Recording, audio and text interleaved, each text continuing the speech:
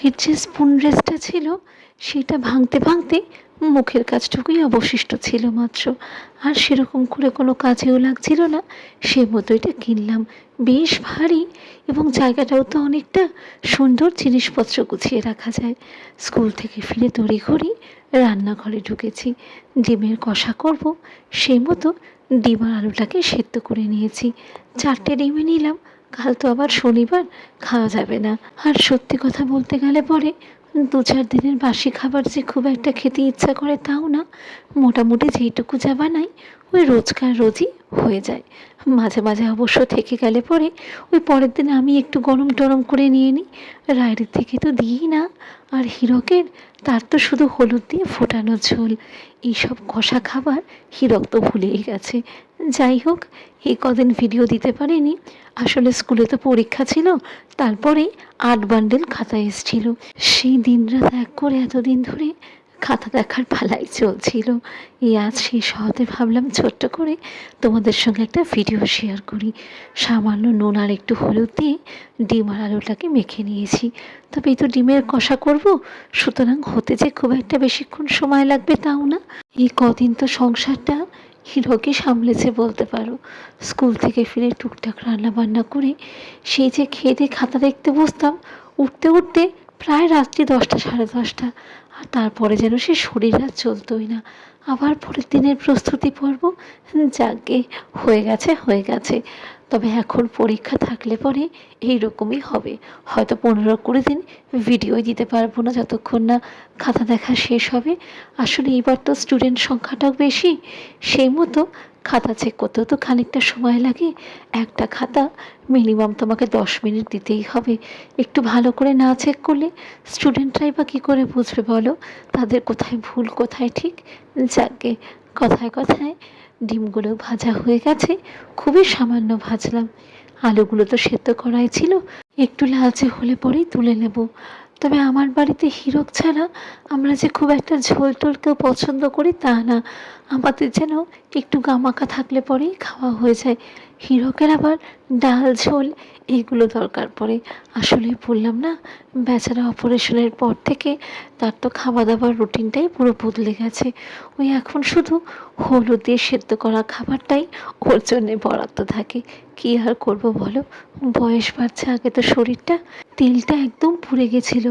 সেই মতো কড়াইটা পরিষ্কার করে ধুয়ে টুয়ে নতুন তেলে রান্না করব। আর আমার মা সবসময় বলে টাটকা সর্ষের তেলে রান্নার টেস্ট এমনিই ভালো হয়। সামান্য একটু সর্ষের তেল দিয়ে ফোড়নগুলো এক এক করে দিয়ে দিই। ওই গোটা গরম মশলা একটুখানি সামান্য ছেঁচে নিই।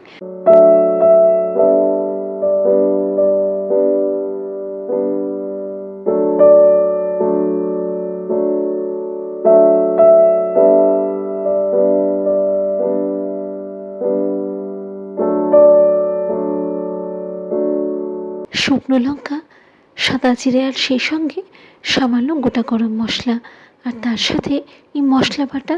তবে এর মধ্যে রয়েছে 3টে মাঝারি মাপের পেঁয়াজ, সেই সঙ্গে একটা বড় টমেটো। আদা রসুনের পেস্টটা কেনাই ছিল, ওইটাই দিয়ে দিলাম। প্যাকেটের যে আদা রসুনের পেস্টটা মাঝে মাঝে কিনে আনি, গন্ধটাই যেন একদম অন্যরকম। বোধহয় ভিনিগার দিয়ে বাটে। আর এত ভালো লাগে, তেলে দেওয়া মাত্রই এত সুন্দর একটা গন্ধ ওঠে। আর এই সঙ্গে আমাদের যে রোজকার মশলা, হলুদ গুঁড়ো, লঙ্কার গুঁড়ো, আন্দাজ মতো নুন আর চিনি। তবে তোমাদের ইচ্ছা হলে পরে সামান্য ধনে জিরে গুঁড়ো দিতে পারো। আমি আর দিলাম না, মোটামুটিতে হয়েই গেছে।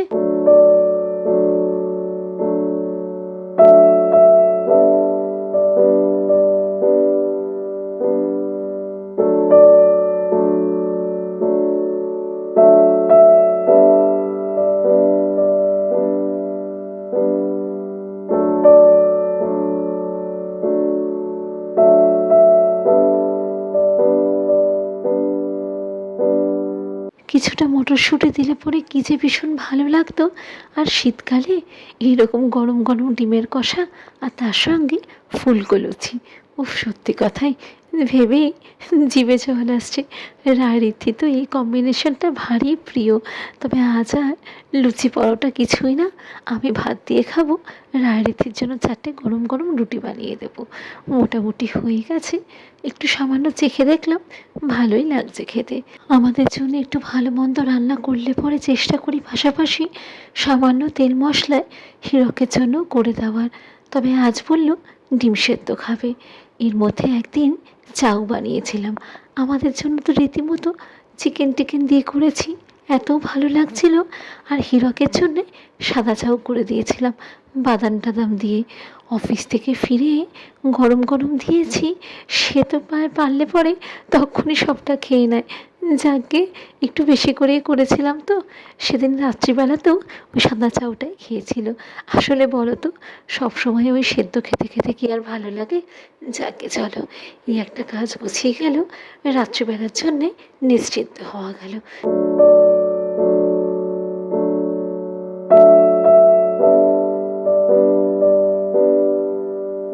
রান্নাঘরে ঢুকলে পরে কোথা দিয়ে যে সময় চলে যায় সে যেন আর ঠাহরই করা যায় না। তাই তো দেখো না, বিকেল 5টা বেজে গেল। এই গিফট প্যাকেটটা ঋদ্ধি কিনে নিয়ে এসছে। তবে এর মধ্যে রায়েরও কন্ট্রিবিউশন রয়েছে। ফাদার্স ডের সময় তো ওদের পরীক্ষা চলছিল, হীরককে সেরকম করে কিছুই দিতে পারেনি। আর ঋদ্ধি যেখানে পড়তে যায় বেশ কাছাকাছি ভালো দোকানপাট রয়েছে, ওই দুজন মিলে যুক্তি করে কিনে নিয়ে এসছে। এই শঙ্খগুলো কিনলাম, তবে এটা যে কিসের সে আর বুঝতেই পারছি না। প্লাস্টিকেরও না, সেরামিকেরও না, মেলামাইনের হবে বোধহয়। দেখতে ভালো লাগলো, আর দামটাও বেশ আয়ত্তের মধ্যে। এইখানের জন্য অবশ্য একটা বড় ক্যান্ডেল খুঁজছিলাম, তবে যা দাম, তার থেকে দেখলাম এটা দেখতেও সুন্দর, আর এই ছোট্ট ছোট্ট ক্যান্ডেলগুলো ভালো ফিটও করে যাবে।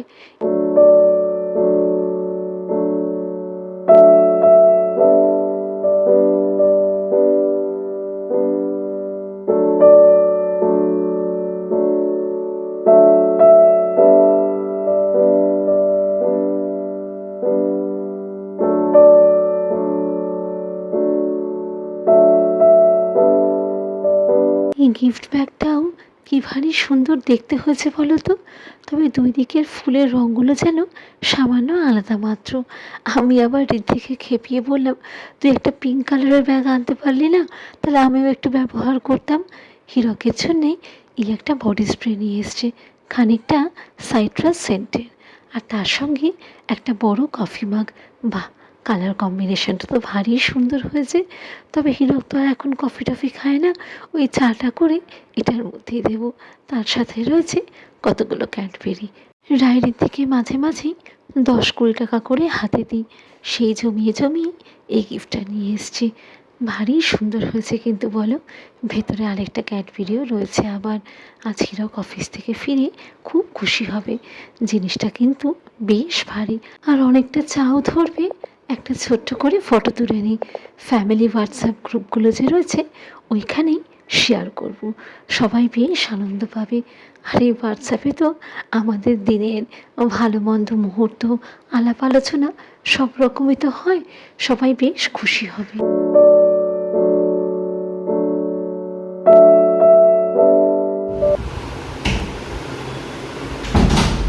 লাইটটা জ্বালাও আগে।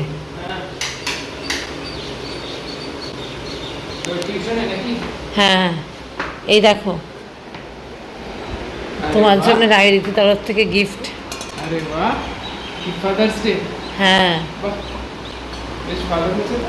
তুমি চা খেতে ভালোবাসো বলে বড় কাপে, ওই জন্য একটা বড় কাপ নিয়ে এসছে। ক্যাডবেরি ভিতরে সব।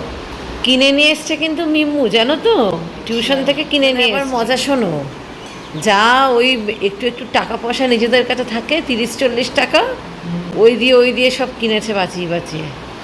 আমি আজকে একটা গিফট পেলাম। হ্যাঁ, মানে অফিস থেকে একটা দিয়েছে বড়। তাই আজ হীরকের ভালোই চোখ প্রাপ্তি।